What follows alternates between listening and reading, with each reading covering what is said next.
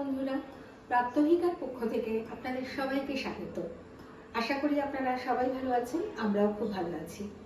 আজকে যে রেসিপিটি করে দেখাবো সেটি হলো পালং পনির, যেটা খুব সহজে আপনারা বাড়িতে বানিয়ে নিতে পারবেন। আসুন তাহলে পালং পনিরটা বানিয়ে নিই। পালং পনিরটা বানানোর জন্য প্রথমে আমি একটা কড়াই বসিয়ে নিয়েছি, তারপরে গ্যাসটা জ্বেলে দিলাম। আমি প্রথম থেকে পালং শাকটাকে ভালো করে জল দিয়ে ধুয়ে তারপরে সেদ্ধ করে নিয়েছিলাম। সেদ্ধ করে পালং শাকের সবুজ রঙটা থাকে যেন, তার জন্য আমি একটা ঠান্ডা জলে কিছুক্ষণ ভিজিয়ে রেখেছিলাম। তারপরে সেটাকে আমি মিক্সিতে বেটে নিয়েছি। এইবার আমি কড়াইতে সামান্য পরিমাণ তেল দেব, দিয়ে পনিরটাকে ভেজে তুলে নেব। কড়াইতে আমি তেল দিয়ে নিচ্ছি, দিয়ে পনিরটাকে হালকা করে ভেজে নিচ্ছি। তেলটা গরম হয়ে গেছে, এবার আমি পনিরগুলোকে ছেড়ে দেব তেলের মধ্যে, দিয়ে হালকা করে ভেজে ওদিকে আমি একটু গরম জল বসিয়ে রেখেছি। এবং যে গরম জলটার মধ্যে একটু লবণ আর একটু চিনি দিয়ে নেব। তাতে কি হবে, পনিরটা ভেজে যখন আমি তুলে রাখবো তখন পনিরটা আর শক্ত হয়ে যাবে না।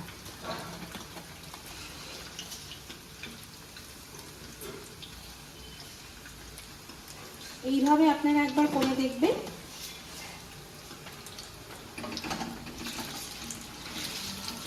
পনিরটা এবার আমি লাল লাল করে ভেজে একটু তুলে নেব।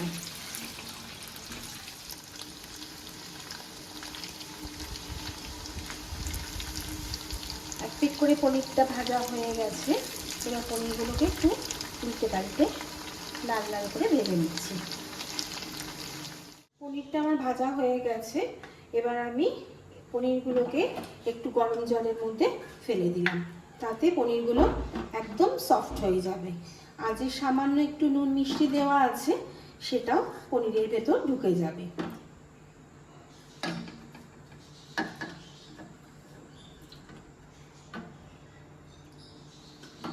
এদিকে পনির ভাজার যে তেলটা রয়েছে তার মধ্যে আমি একটা শুকনো লঙ্কা চিড়ে দিলাম,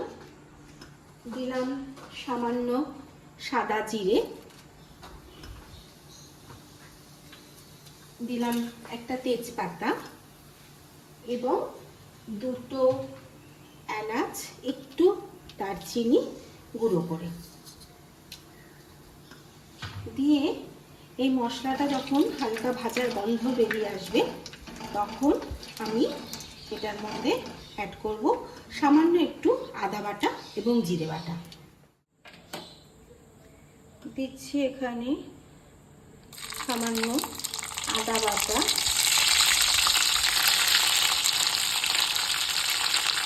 সামান্য লবণ, একটা টমেটো ছোট ছোট করে কেটে রেখেছিলাম সেটা দিয়ে দিলাম।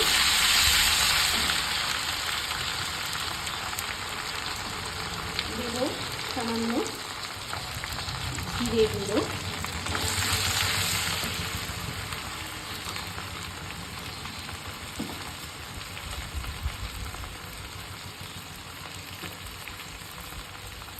সামান্য একটু হলুদ,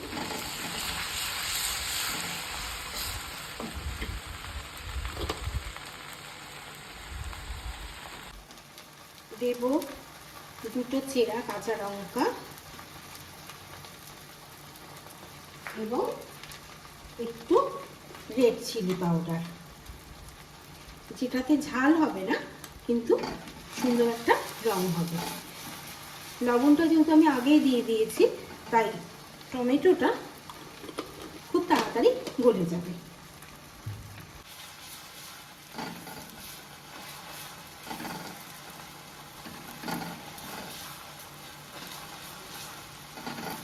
মশলাটা ভাজা হয়ে গেছে, ওর একটা সুন্দর গন্ধ বেরিয়ে গেছে। এইবার আমি দেব আগে থেকে বেটে রাখা পালং শাকটা।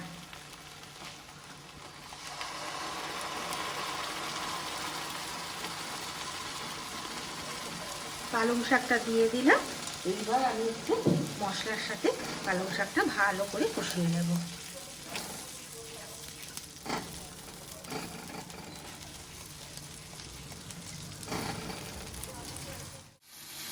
পালং শাকটা মশলার সাথে ভালো করে ভাজা হয়ে গেছে।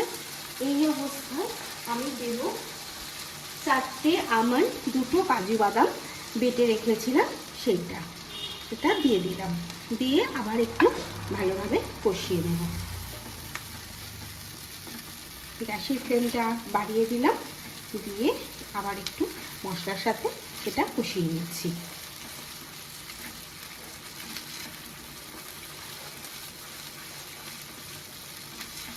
যেহেতু এটা সম্পূর্ণ নিরামিষ রান্না, তাই আমি এটার মধ্যে একটু চিনি দেব, কারণ একটু চিনি দিলে তাহলে ঝাল মিষ্টি ব্যালেন্সটা ঠিক হবে। আর এটা আমি ভাত, রুটি, পরোটা যে কোনো কিছুর সাথেই খেতে পারবো। আমরা যেহেতু সকালবেলা খুব তাড়াহুড়োর মধ্যে থাকি, রুটির সাথে কি জলখাবারে কি করব সেটা ভেবে পাই না, তাই আমরা এটা খুব সহজেই বানিয়ে নিতে পারি। এবার আমি যে পনিরটা আগে থেকে ভেজে রেখেছিলাম সেটা দিয়ে দেব।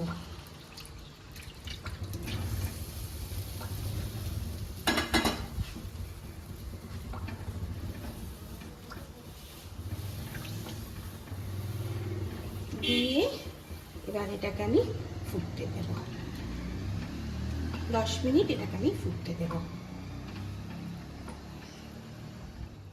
যারা এখনো আমার চ্যানেলটিকে সাবস্ক্রাইব করেননি তাদের কাছে অনুরোধ রইল আমার চ্যানেলটিকে সাবস্ক্রাইব করবার জন্য। এবার 10 মিনিট হয়ে গেছে। এবার আমরা ঢাকা তুলে দেখি কি অবস্থায় আছে। হয়ে গেছে আমাদের পালং পনির। এই অবস্থায় আমি দেব সামান্য একটু গরম মশলা।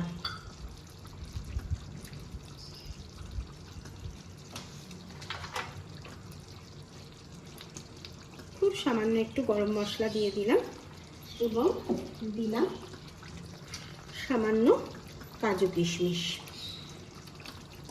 এবং 1 চামচ বাটার দিয়ে আমি গ্যাসটা বন্ধ করে দিলাম।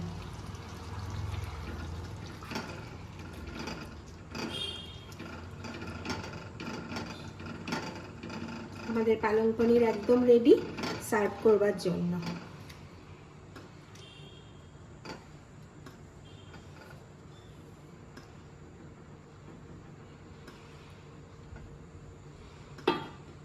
তৈরি হয়ে গেল আমাদের খুব সহজ পদ্ধতিতে সম্পূর্ণ নিরামিষ পালং পনির রেসিপিটি।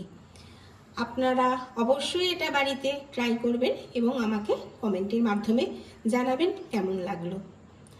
তাহলে আজকের মতন আসি, টাটা। ভালো থাকবেন, সুস্থ থাকবেন।